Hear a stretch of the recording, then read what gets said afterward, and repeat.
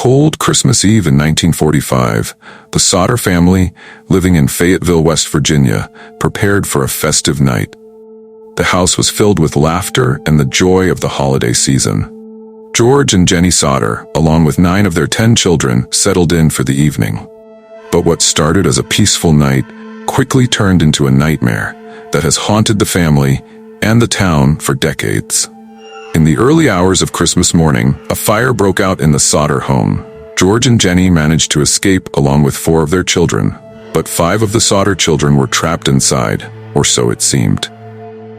As the flames consumed the house, George tried desperately to save his children.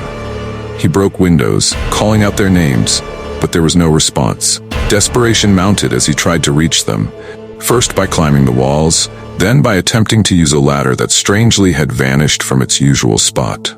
A water barrel nearby was frozen solid, and his truck wouldn't start.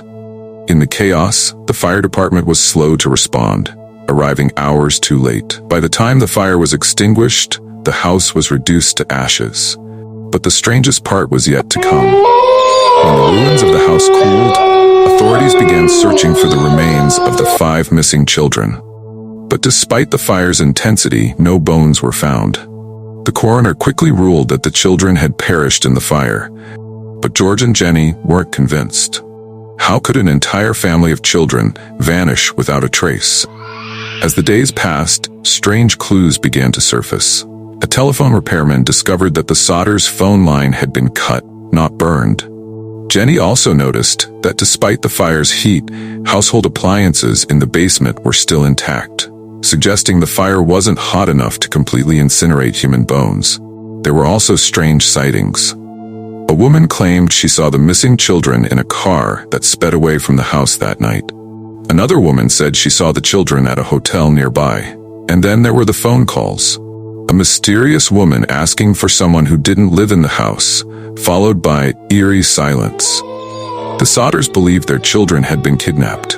They posted a $5,000 reward for information, later raising it to $10,000. But every lead they followed ended in disappointment. Years passed, but the case refused to fade from memory.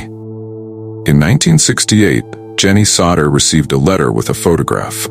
The image was of a young man with a striking resemblance to their son Louis, who had disappeared in the fire. On the back of the photo was a cryptic message: "Louis Sodder, I love brother Frankie, ill boys, A90132 or 35. The family hired a private investigator to track down the lead, but he vanished, leaving them with yet another unanswered question."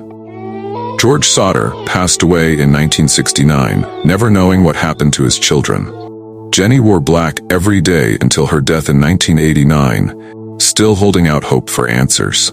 The remaining Sodder children continued the search, but the mystery persists. What happened to the 5 Sodder children? Were they taken that night, their disappearance masked by the flames? Or did something even darker occur? The truth may never be known, but the haunting memory of that Christmas Eve continues to cast a shadow over the town. Decades later, the disappearance of the Sodder children remains one of the most unsettling mysteries in American history.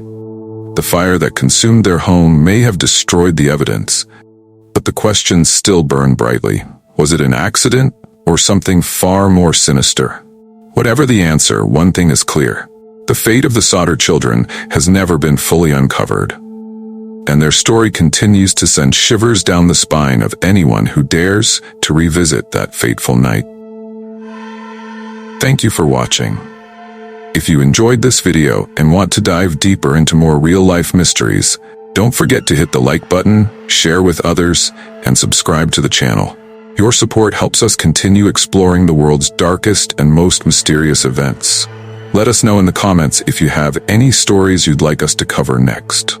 Until then, stay curious, stay safe, and we'll see you in the next video.